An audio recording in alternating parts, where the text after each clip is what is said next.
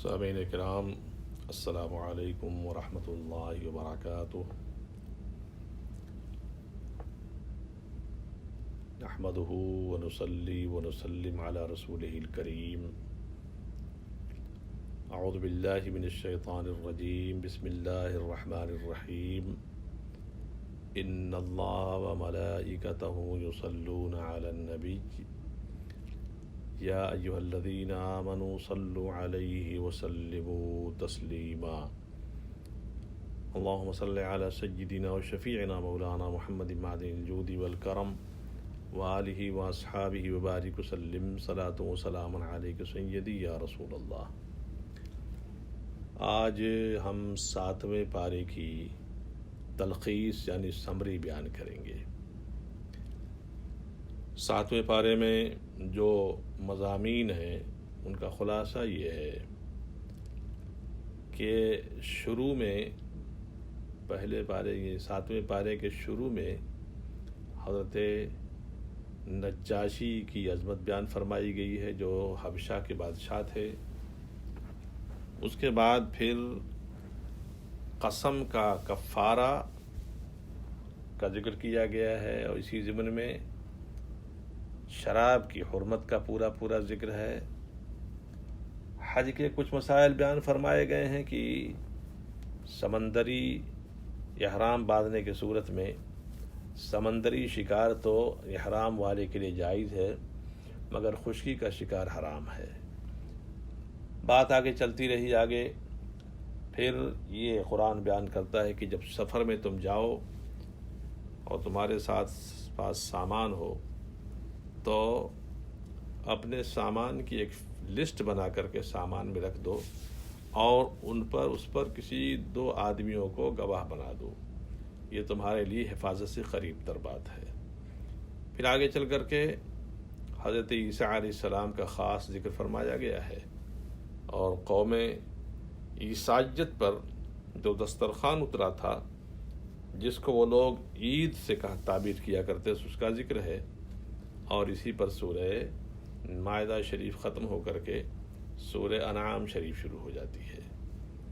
سورہ انعام شریف میں بہت ہی زیادہ توحید کی طرف توجہ دلائی گئی ہے، قیامت کے ذکر فرمائے گئے ہیں، لوگوں کو ڈرایا گیا ہے ان عذابات سے، اور پھر آگے چل کر کے رسول پاک صلی اللہ علیہ وسلم کی مدح و ثنا ہے تھوڑی، اور صحابہ کرام جو حضور کی بارگاہ میں بیٹھتے تھے ان میں غریب صحابہ، ان کی فضیلت کا ذکر ہے۔ پھر آگے بڑھ کر کے حضرت ابراہیم علیہ السلام کا آزر سے، جب آپ کا چچا تھا، اس سے مناظرہ اور مباحثہ ہے، اور پھر ایک جگہ 18 انبیاء و مرسلین کا ایک ساتھ ذکر فرمایا گیا اسی پارے کے اندر۔ اور پھر آگے چلنے کے بعد ایک ذہن دیا ہے قرآن نے کہ تم تنہا پیدا ہوئی اور تم اسی طرح اٹھ کر کے اکیلے آؤ گے، تمہارے پاس کچھ نہیں ہوگا۔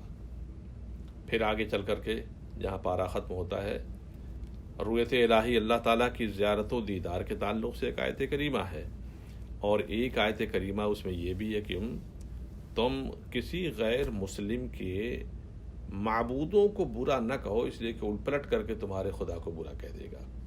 یہ سمری اس کی ہے پوری۔ ہم کوشش کریں گے کچھ تفصیلات بیان کر سکیں۔ تو پہلی آیت کریمہ جو ہے، وَإِذَا سَمِعُوا مَا أُنزِلَ إِلَى الرَّسُولِ تَرَىٰ أَعْيُنَهُمْ تَفِيضُ مِنَ الدَّمْعِ مِمَّا عَرَفُوا مِنَ الْحَقِّ يَقُولُونَ رَبَّنَا آمَنَّا فَاكْتُبْنَا مَعَ الشَّاهِدِينَ۔ اور جب سنتے ہیں وہ جو رسول کی طرف اترا تو ان کی آنکھیں دیکھو کہ آنسوؤں سے ابل رہی ہیں، اس لیے کہ وہ حق کو پہچان گئے۔ کہتے ہیں رب ہمارے، ہم ایمان لائے تو ہمیں حق کے گواہوں میں لکھ لے۔ یہ آیت کریمہ دراصل اتری ہوئی ہے اس وقت جب حضور نے اعلان نبوت فرما کر کے لوگوں کو دعوت اسلام دینی شروع کی تو شروع کے 5-7 سال انتہائی زیادہ خوفناک تھے کہ مکہ مکرمہ میں جو ایمان لاتا اس کے جان کے لالے پڑ جاتے تھے، مارتے پیٹتے، بے دریغ ایذا دیا کرتے، تکلیف پہنچاتے۔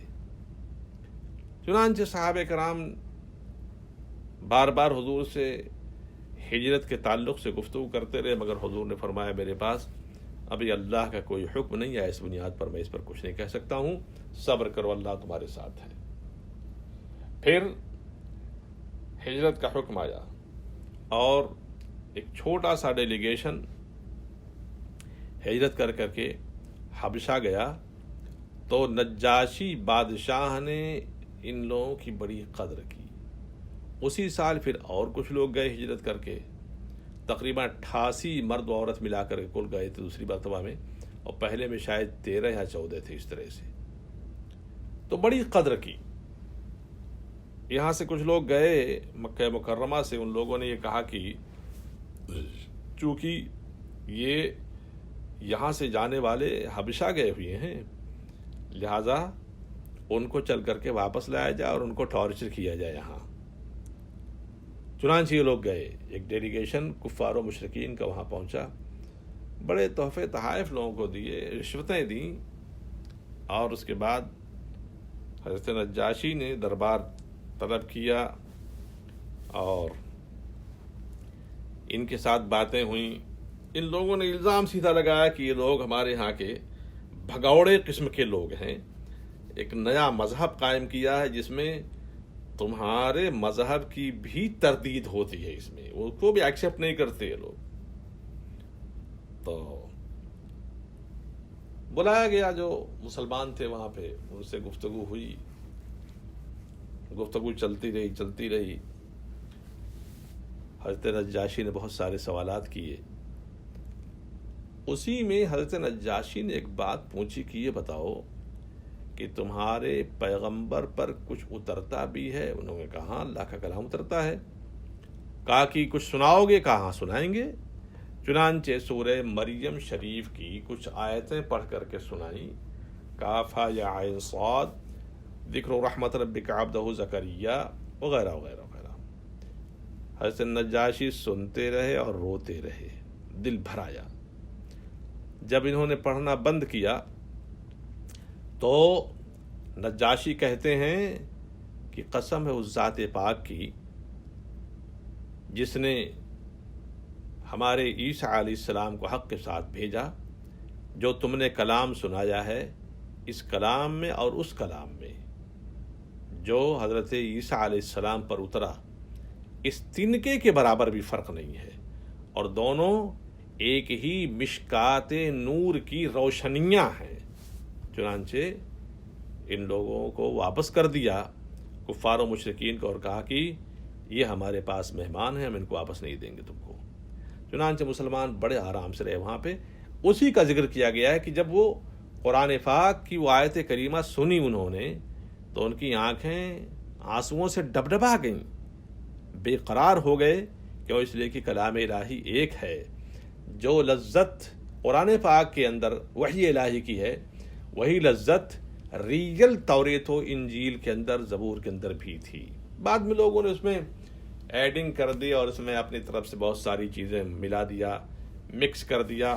ظاہر سی بات ہے کلام الہی اپنی جگہ، اس کی لذت الگ اور آدمی کا کلام الگ، دونوں کبھی ایک دوسرے کے ساتھ میل نہیں کھا سکتے۔ جس طرح سے کسی ریشم کے لباس میں ٹاٹ کا پیوند لگا دیا جائے، یہ صورتحال، اسی کا ذکر فرمایا گیا یہاں پہ۔ اگلے چاہ کر کے ایک آیت کریمہ یہاں آئی ہوئی ہے کہ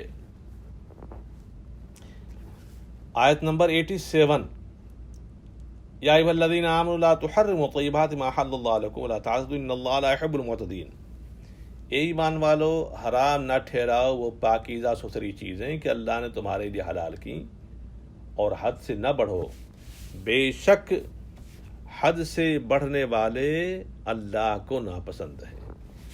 وَكُلُوا مَا رَزَقَكُمُ اللَّهُ حَلَالًا طَيِّبًا، اور کھاؤ جو کچھ تمہیں اللہ نے روزی دی حلال پاکیزہ، واتقوا اللہ الذی انتم بہ مؤمنون، اور ڈرو اللہ سے جس پر تمہیں ایمان ہے۔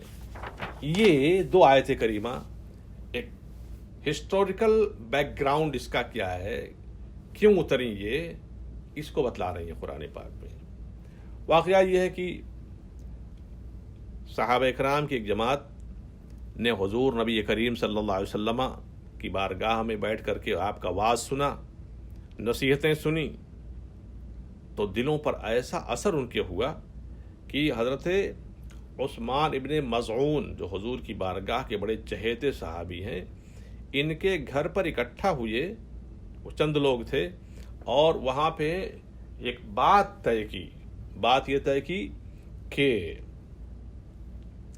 اب ہم دنیا کو چھوڑ دیں گے اور موٹا جھوٹا ٹاٹ وغیرہ پہنیں گے، ہمیشہ دن میں روزے رکھا کریں گے، راتوں کو اللہ کی صرف عبادت کریں گے، اچھے بستروں پر سوئیں گے نہیں، اپنی بیویوں کے ساتھ ہم قربت اور ہم بستری نہیں کریں گے، ان کے ساتھ سوئیں گے نہیں، چکنی چپڑی اور لذیذ غذائیں نہیں کھائیں گے، خوشبو نہیں لگائیں گے، وغیرہ وغیرہ وغیرہ۔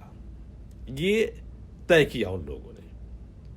نبی کریم صلی اللہ علیہ وسلم کو یہ بات معلوم ہوگی، حضور نے ان کو بلوایا، اور بلوانے کے بعد ان سے کہا یہ تم کیسی بات ہے تم لوگ کر رہے ہو؟ مجھے دیکھو، میں اللہ کا نبی ہوں، میں کھاتا بھی ہوں، پیتا بھی ہوں، گھریلو زندگی گزارتا ہوں، اپنی شریکان حیات کے ساتھ ان کے جو حقوق ہیں ادا کرتا ہوں، سب کچھ کرتا ہوں، اور اللہ کی عبادت بھی کرتا ہوں۔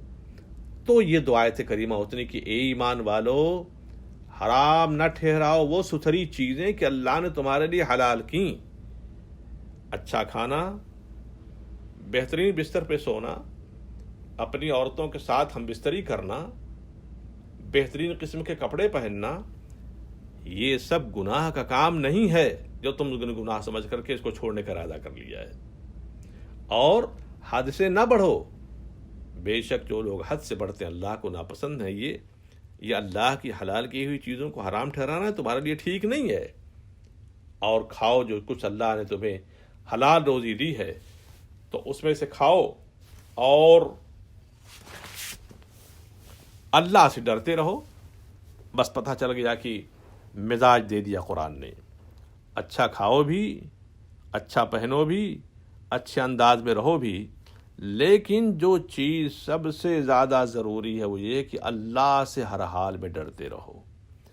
جب یہ بات دماغ میں آ جائے گی کہ اللہ سے ہر حال میں ڈرتے رہو، تو انسان ہمیشہ پھونک پھونک کر کے قدم رکھے گا۔ یہ اتنی بڑی نعمت ہے، اتنی بڑی نعمت ہے یہ اللہ کا خوف، کہ یہ ہر برائی سے روکنے کا بہترین ذریعہ ہے۔ یہ کر لو بس۔ آگے چلنے کے بعد پھر اسی میں جو ہے وہ قسم کا ایک کفارہ بیان فرمایا گیا۔ لوگ جو بات بات میں قسم کھاتے ہیں، غلط کرتے ہیں یہ، اور بار بار قسم کھانا یہ منع کیا گیا ہے۔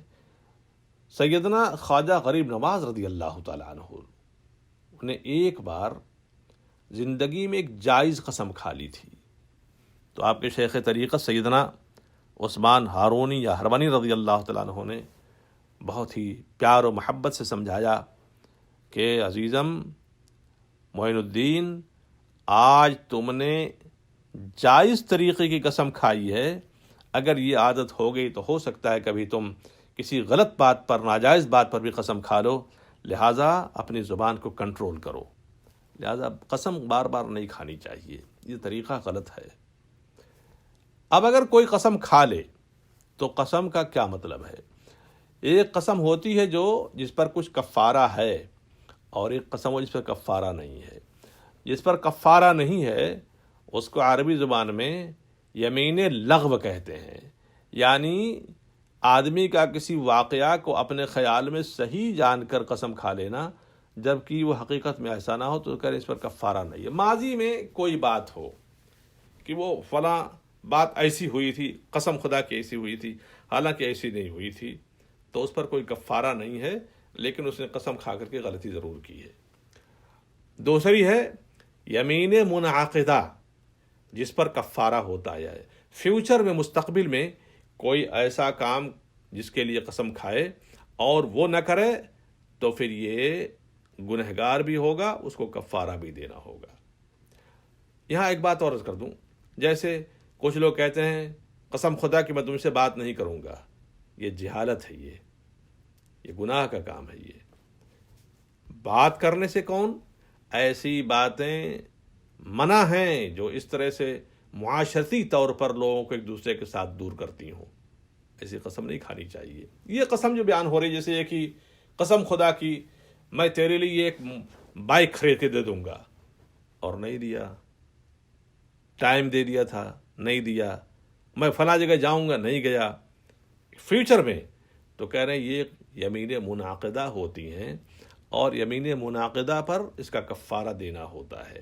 کفارے کو قرآن نے بتایا ہے کہ لا یواخذکم اللہ باللغو فی ایمانکم ولکن یواخذکم بما عقدتم الایمان فکفارته اطعام 10 مساکین من اوسط ما تطعمون اہلیکم او کسوتهم او تحریر رقبہ فمن لم یجد فصیام 3 ایام ذلک کفارۃ ایمانکم اذا حلفتم واحفظوا ایمانکم۔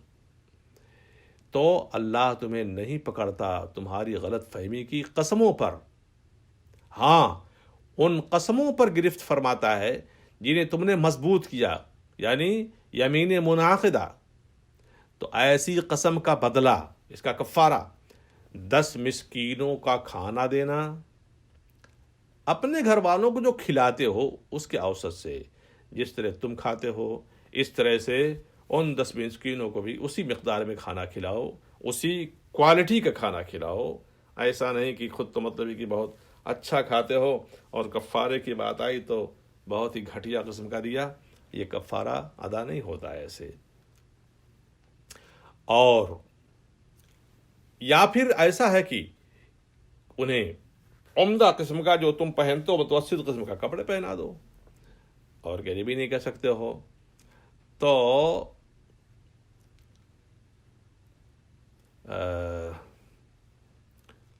ایک غلام آزاد کرو۔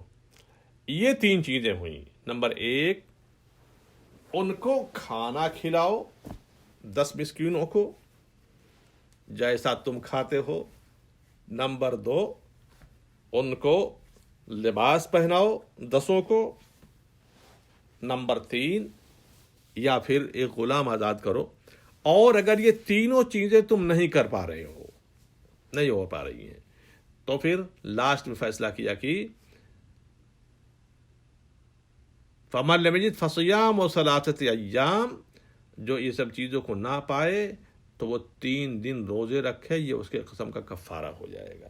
یہ ہے قسم کی بات۔ آگے چلنے کے بعد پھر اسی میں شراب کی حرمت کا ذکر مسلسل، یہ مضامین ایک ساتھ متصل ہیں، ملے ہوئے ہیں، کنٹینیو ہیں۔ یہاں شراب کی حرمت کا خاص ذکر فرمایا گیا ہے، یا ایھا الذین آمنوا انما الخمر والمیسر والانصاب والازلام رجس من عمل الشیطان فاجتنبوہ لعلکم تفلحون۔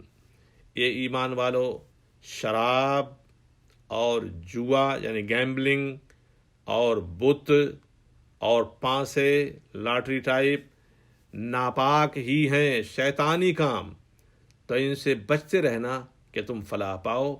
یہ آیت کریمہ ان 4 کے حرام ہونے میں دلیل قطعی ہے۔ شراب کے حرام ہونے میں، جوا کے حرام ہونے میں، بتوں کے نام جو پانسا ڈال کر کے نکالتے تھے یا لاٹری ٹائپ جو باتیں کرتے تھے، یہ حرام ہیں، ان پر یہ آیت کریمہ دلیل ہے۔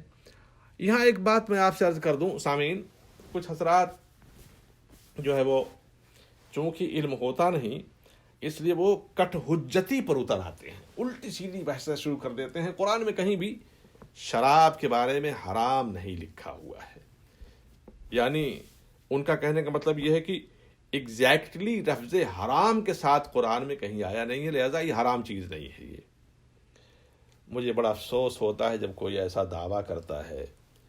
اگر اہل علم دعویٰ کریں تو ان کی بات کو غور سے سنا جا سکتا ہے، اس لیے کہ اہل علم ہیں اور علم کی نزاکتوں کو جانتے ہیں وہ۔ لیکن یہ لوگ جن کو کچھ نہیں معلوم ہوتا ہے ایسا دعویٰ کر بیٹھتے ہیں، یہ دراصل بہت ہی برا کام کرتے ہیں یہ لوگ۔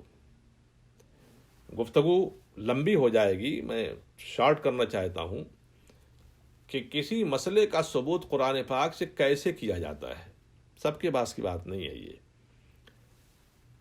ائمہ مجتہدین نے خاص طور سے ہمارے امام اعظم سیدنا امام اعظم ابو حنیفہ رضی اللہ تعالیٰ عنہ کی جو فقہی کونسل تھی، اس میں 40 دن تک اس وقت کے مجتہد علماء کرام بیٹھ کر کے ڈسکشن کرتے تھے، اور اس کے بعد تب جا کر کسی مسئلے کا حل نکالتے تھے۔ قرآن و حدیث کی گہرائیوں میں اتر کر کے موتیاں چنا کرتے تھے وہ لوگ، اور اللہ نے ان کو پیدا ہی اسی لیے کیا تھا، لیکن اس کے باوجود بھی دعویٰ نہیں کرتے تھے وہ لوگ۔ یہ بیچارہ آج کل کا سیدھا سادہ آدمی اردو بھی نہیں پڑھنا جانتا ہے، انگلش بھی بولتا ہے غلط بولتا ہے، عربی تو بول ہی نہیں پائے گا، پڑھ نہیں پائے گا، نہ اردو جانتا ہے، نہ عربی جانتا ہے، نہ انگلش جانتا ہے، اور دعویٰ اتنا بڑا کر دیتا ہے۔ دیکھو اس آیت کریمہ میں آیا ہوا ہے فَاجْتَنِبُوهُ، اس سے بچو، یہ امر ہے، امپریٹو سینٹینس، فعل امر ہے یہ۔ اور جب قرآن کسی امر کو پیش کرتا ہے تو اگر وہ پازیٹیو ہے تو وہ فرائض کے مرتبے میں آتا ہے، اور اگر نگیٹو ہے تو یا تو حرام کے مرتبے میں آتا ہے یا پھر مکروہ تحریمی کے مرتبے میں آتا ہے، قریب بحرام۔ فَاجْتَنِبُوهُ، بچو، یعنی ان سب چیزوں سے بچنا یہ فرض ہے تمہارے لیے۔ شراب سے بچنا فرض ہے، گیمبلنگ سے بچنا فرض ہے، بتوں کے ذریعہ جو تم لوگ اپنے معاملات رکھتے ہو، یہ اس سے بچنا فرض ہے۔ اس طرح سے لائٹری کے ذریعہ جو تم کرتے ہو، پیسے کمانے کے چکر میں یہ سب کرتے ہو، اس سے بچنا فرض ہے، اور نہیں بچو گے تو حرام ہوگا۔ یہ اس کی لاجک ہے، اس کا طریقہ کار یہ ہے۔ لہٰذا جس وقت یہ آیت کریمہ اتری، اللہ اکبر، تو مدینہ منورہ میں غالباً حضرت انس رضی اللہ تعالیٰ عنہ، ان کے گھر میں مختلف قسم کی شرابیں تھیں، لوگ بیٹھے ابھی پینے کا ارادہ کر رہے تھے کہ اتنے میں نبی کریم صلی اللہ علیہ وسلم کا منادی مدینہ منورہ میں اعلان کر رہا ہے، یہ لوگوں ہوشیار ہو جاؤ، شراب حرام کر دی گئی ہے۔ بس کیا تھا، پورے کے پورے مٹکے الٹ دیے گئے، مدینے کی گلیوں میں شراب بہہ رہی تھی، اور پھر صحابہ کرام نے ایسا اس کو چھوڑا کہ پھر مڑ کے نہیں دیکھا اس کی طرف۔ شراب کے بارے میں بڑی سخت وعیدیں آئی ہوئی ہیں، ارشاد فرمایا گیا کہ ایک قطرہ شراب میں 9 آدمیوں کو قیامت کے دن حساب لیا جائے گا، عذاب دیا جائے گا۔ جس نے نچوڑا ہے، نچڑوایا ہے، لادا ہے، لدوایا ہے، بنایا ہے، بیچا ہے اور پیا ہے، سب اس کے اندر شامل ہوتے ہیں۔ اللہ تعالیٰ محفوظ فرمائے۔ استغفر اللہ ربی من کل ذنب واتوب الیہ۔ پھر اسی میں ہے آیت نمبر 95 میں کہ اگر تم احرام کی حالت میں ہو تو کسی شکار کو، اگر خشکی کے شکار کو اگر تم نے قتل کر دیا ہے، مار دیا ہے، تو اس کا تمہیں جرمانہ یہ دینا پڑے گا کہ اس جانور کی قیمت لگائی جائے گی، مارکیٹ ویلیو، اور اسی کے مطابق تم کو کفارہ دینا پڑے گا، یا اسی قسم کا کوئی جانور خرید کر کے تم کو حرم کے اندر ذبح کرنا پڑے گا یا چھوڑنا پڑے گا۔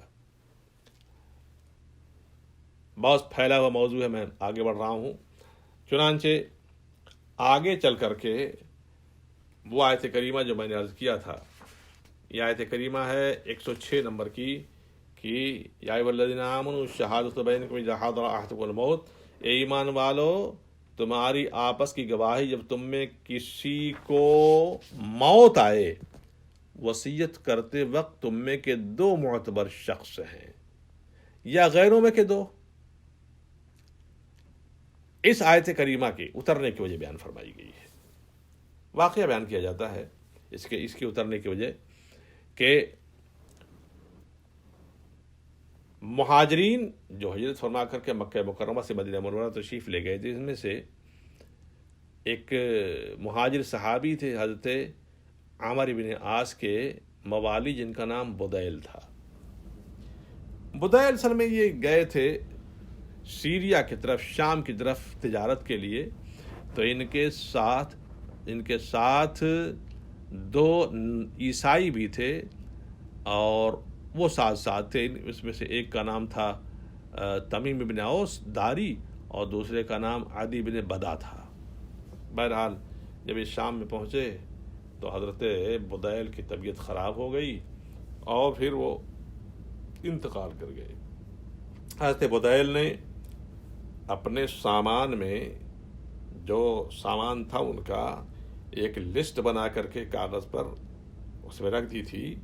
جب انتقال کا وقت قریب آیا اور محسوس کیا آپ نے کہ اب میں بچوں گا نہیں، تو ان دونوں کو بلایا، تمیم ابن اوس کو اور عدی بن عدا کو، اور کہا کہ دیکھو یہ میرا سامان پیک ہے، جو ہے اگر میں مر جاؤں تو یہ سامان مدینہ منورہ جا کر کے میرے گھر والوں کو دے دینا.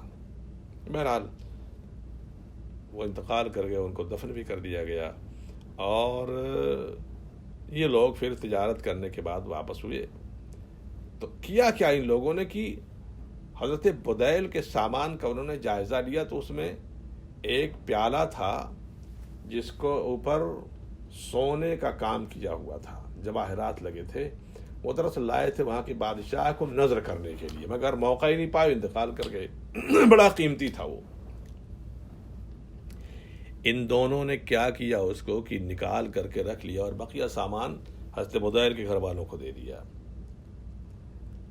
جب دے دیا سارے سامان کو جائزہ لیا تو اس میں فہرست جو تھی اس سے ٹیلی کرتے سارے سامان مل گئے، مگر وہ پیالہ نہیں ملا. تو ان لوگوں نے پھر تمیم اور عدی سے پوچھا کہ بدیل نے کسی کو کچھ تحفہ دیا؟ کہا نہیں. کہا کوئی سامان بیچا؟ کہا نہیں. کہا کوئی ایسا تو نہیں کہ بیماری کہ وقت کچھ سامان بیچ کر کے دوا کرائی؟ کہا تو بیمار پڑے انتقال کر کے کچھ نہیں. تو کہا اس میں ایک پیالہ تھا وہ نہیں ہے جس میں لسٹ میں ہے. تو ان دونوں نے کہا کہ ہمیں نہیں معلوم ہے، یہ ہم کو جو سامان ملا تھا ہم نے آپ کو دے دیا.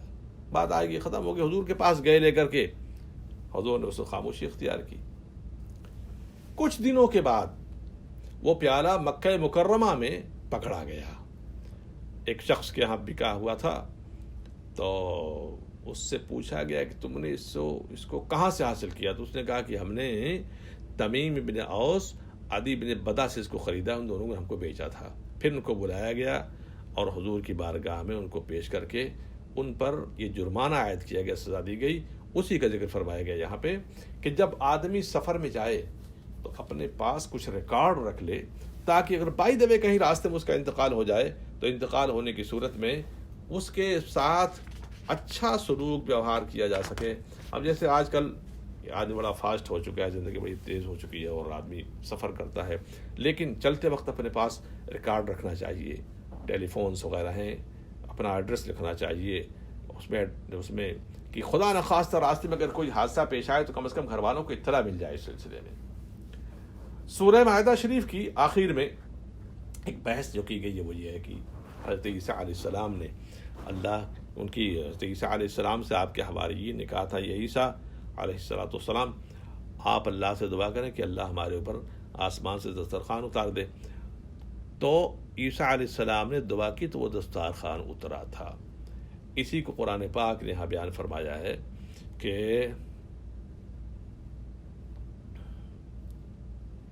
قال عیسیٰ ابن مریم اللہم ربنا انزل علینا مائدۃ من السماء تکون لنا عیدا لاولنا وآخرنا وآیۃ منک. عیسیٰ ابن مریم نے عرض کی، اللہ اے رب ہمارے، ہم پر آسمان سے ایک دسترخوان اتار کہ وہ ہمارے لیے عید ہو، ہمارے اگلے پچھلوں کی اور تیری طرف سے نشانی. یہ دسترخوان اترا تھا، اس پہ کھاتے تھے وہ لوگ. میرا جو موضوع یہاں پہ یہ ہے کہ ایک دسترخوان نعمتوں والا اترا تو قوم مسیحیت نے، نصرانیت نے اس کو عید کا دن دیا ہے، عید کا. اور آج ہمارے بنام مسلمان، نام نہاد مسلمان اعتراض کرتے ہیں کہ یار اسلام میں 2 ہی عیدیں تھیں، تیسری تم کہاں سے لے کر کے آ گئے؟ عید میلاد النبی کہاں سے لے کر کے آ گئے؟ مجھے افسوس ہے، بڑا افسوس ہوتا ہے ایسے لوگوں پر. کتنے سادہ ہیں بیچارے یہ لوگ کہ ان کو نہ بات سمجھنے کا شعور ہے، نہ بات کہنے کا شعور ہے. ایک آیت کریمہ ہی پڑھ لیتے کم سے کم تو ان کو پتہ چل جاتا کہ کسی خوشی کے حاصل ہونے کو عربی زبان میں کیا کہتے ہیں. بے شک اگر دسترخوان اترے، کھانا کھا کر کے پیٹ بھریں تو عید بن جائے، اور میرے آقا پوری کائنات کے نجات دہندہ بن کر کے تشریف لائے، ساری دنیا کے اندر انقلاب برپا فرمایا، اور انسان کو بہکی ہوئی آوارگی کو سمت راست دے کر کے خدا کا قریبی بندہ بنا دیا. اس سے بڑی نعمت کیا ہو سکتی ہے؟ اس پر بھی کہتے ہیں کہ صاحب تم لوگ تو ایک اور عید نکال دیے ہو، یہ ہے فلان دماغ. میرے عزیزو، ان کے بہلاوے میں نہ آیا کرو. قرآنی بات آپ سے ہو رہی ہے، قرآن کے افکار و نظریات اور تھاٹ آپ کو آپ سنا کرو. سورہ مائدہ شریف ختم ہوگی، سورہ انعام شریف. سورہ انعام شریف کی ابتدائی 3 آیتیں بڑی فضیلت کی ہیں، جو الحمدللہ الذی خلق السماوات سے لے کر کے وَيَعْلَمُ مَا تَكْسِبُونَ تک آئی ہوئی ہیں. علامہ قرطبی فرماتے ہیں کہ جو شخص اس کو صبح کو پڑھ لیا کرے اور شام کو پڑھ لیا کرے، سورج نکلنے سے پہلے صبح کو، غروب آفتاب کے بعد شام کو، تو 70,000 فرشتے اس کی مغفرت کی دعائیں کرتے رہتے ہیں. سورہ انعام شریف کے اندر اللہ تعالیٰ کی ذات پاک، توحید، اس کی قہاریت وغیرہ کا بڑا خصوصی ذکر فرمایا گیا ہے، اور حضور نبی کریم صلی اللہ علیہ وسلم کی شان اقدس بھی بیان فرمائی گئی ہے. ایک آیت کریمہ دیکھیں، سورہ انعام شریف کی آیت نمبر 33. قَدْ نَعْلَمُ إِنَّهُ لَيَحْزُنُكَ الَّذِي يَقُولُونَ فَإِنَّهُمْ لَا يُكَذِّبُونَكَ وَلَكِنَّ الظَّالِمِينَ بِآيَاتِ اللَّهِ يَجْحَدُونَ. تو کیا تمہیں سمجھ نہیں؟ ہمیں معلوم ہے کہ تمہیں رنج دیتی ہے وہ بات جو یہ کہہ رہے ہیں، تو وہ تمہیں نہیں جھٹلاتے بلکہ ظالم اللہ کی آیتوں سے انکار کرتے ہیں. یہ آیت کریمہ اتری ہے حضور کو تسلی دینے کے لیے. مشرکین مکہ بہت تکلیف دیتے تھے حضور کو. بیان کیا جاتا ہے کہ ایک بار اخنس ابن شریق اور ابو جہل، یہ دونوں مکے کے بڑے بڑے کافروں میں سے تھے، مشرکوں میں سے تھے. ان کی ایک دوسرے سے ملاقات ہوئی تو اخنس ابن شریق نے ابو جہل سے کہا کہ ابو الحکم یا ابو جہل کا اسلام کے آنے سے پہلے لوگ اس کو ابو الحکم کہتے تھے، حکمت والا، لیکن جب اسلام آیا اس نے انکار کر دیا تو اس کو ابو جہل کہا گیا، جہالت والا. تو اس نے اخنس سے کہا، ابو الحکم تم یہ بتاؤ، دیکھو یہاں کوئی ہے نہیں، ہم اور تم صرف ہیں، میں تم سے بڑے دل کی بات کہہ رہا ہوں، یہ ٹھیک ٹھیک بتاؤ کہ محمد کے بارے میں تمہارا کیا خیال ہے، وہ سچے ہیں کہ نہیں ہیں؟ ابو جہل کہتا ہے کہ اے اخنس، بات جو تو نے کی ہے تو حق بات یہ ہے کہ محمد بالکل سچے ہیں، ان کی سچائی آج تک داغدار نہیں ہو سکی ہے، لیکن میں دراصل مخالفت جو کرتا ہوں نا وہ اس لیے کرتا ہوں کہ دیکھو قریش کی جتنی شاخیں ہیں ان میں سے یہ قسی کی اولاد ہیں، قسی بن کلاب. تو یہ ہوا کیا، لوا، سقایت، حجابت، ندوہ، یہ 4 وہ عظیم کام تھے. لوا یعنی قریش کا جو جھنڈا اٹھاتا وہ دراصل اس قوم کا عظیم ترین فرد کہا جاتا تھا. حاجیوں کو پانی پلاتے، سقایت بہت بڑا کام ان کے ہاں، بڑی عزت کا کام، ڈگنیٹی کا کام تھا وہ. حجابت، اس طرح سے لوگ جو کسی سے ملتے ملاتے تو جس کے ساتھ ملتے وہ قوم کا رئیس ہوتا تھا، اور اس طرح سے جب کوئی مشورہ ہوتا تو مشورے میں جس کی بات تسلیم کی جاتی وہ ندوہ ہوتا تھا. تو اس نے کہا کہ دیکھو یہ ساری چیزیں قسی لے گئے ہیں، اور قریش کی اور دوسری شاخوں کے لیے کوئی چیز باقی نہیں باقی بچی. نبوت بھی یہی لے جا رہے ہیں، اس لیے میں مخالفت کرتا ہوں، اور جو قرآن اترتا ہے نا میں اس کی مخالفت کرتا ہوں، نہ محمد بالکل سچے ہیں۔ تو عربی کا ایک شعر ہے، اس پر بھی یاد آیا، الفضل ما شہدت بہ العداء، فضیلت وہی ہے کہ دشمن بھی اس کی گواہی دے دے۔ ابو جہل بھی اس کا اقراری ہے۔ بہرحال آگے چل کر کے موضوعات بہت ہیں۔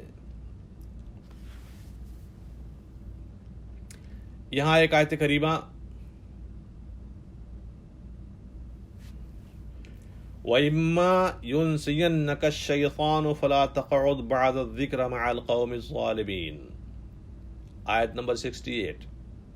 اور جو کہیں تجھے شیطان بھلائے تو یاد آئے پر ظالموں کے پاس نہ بیٹھ۔ یہ دراصل ان دیداوروں دانشوروں کے لیے ہے جو اپنی انا اور نخوت میں چور ہو کر کے کہتے ہیں ارے میاں کہیں بھی جاؤ، اپنے آپ کو سلامت رکھو، کوئی فرق نہیں پڑتا ہے، کسی کے پاس جاؤ، بیٹھو کہیں بھی جاؤ۔ یہ جہالت ان کی ہے۔ قرآن کہتا ہے کہ تم نقصان میں ہو، تم نقصان میں ہو۔ تم ایک شرابی کے پاس بیٹھو گے، ایک چور کے پاس بیٹھو گے، زانی کے پاس بیٹھو گے تو اسی کا اثر تمہارے اوپر پیدا ہو جائے گا۔ لہذا ایک بددین ہے جو حضور کی نبوت کا انکار کر رہا ہے، حضور کے علم غیب کا انکار کر رہا ہے، حضور کی شفاعت کا انکار کر رہا ہے، حضور کی نورانیت کا انکار کر رہا ہے، قرآن پاک کی عظمت کا انکار کر رہا ہے، اس کے پاس بیٹھو گے تو ظالموں میں شمار ہوگی۔ لہذا ایسے ظالموں کے پاس نہ بیٹھا کرو۔ جو ہی شیطان بھلانے کے بعد یاد آئے تو فوراً اٹھ کے چلا جائے کرو وہاں سے۔ آگے چلنے کے بعد پھر حضرت ابراہیم اور آدر کے درمیان کا مکالمہ ہے، اور پھر اسی بحث میں سمیٹ رہے ہیں 18 نبیوں کا ایک ساتھ ذکر بھی کیا گیا ہے جو حضرت ابراہیم اور حضرت نوح علیہ السلام کی اولادوں میں سے ہیں۔ پھر آگے چل کر کے اسی میں ایک آیت کریمہ اور ہے جس کا ذکر ہم نے اس سے پہلے کیا ہے، وہ یہ ہے کہ نبی پاک علیہ السلام کے پاس وحی لکھنے والوں کی ایک لمبی خاصی تعداد تھی لوگوں کی۔ تو حضرت امیر معاویہ رضی اللہ تعالیٰ عنہ بھی آپ کی وحی لکھا کرتے تھے۔ تو عبداللہ ابن ابی سرح ایک شخص تھا، وہ بھی لکھا کرتا تھا۔ تو ایک روز اللہ کے رسول صلی اللہ علیہ وسلم نے سورہ مومنون کی 18ویں پارے کی آیت کریمہ تلاوت فرمائی، اور آپ تلاوت فرماتے جا رہے تھے۔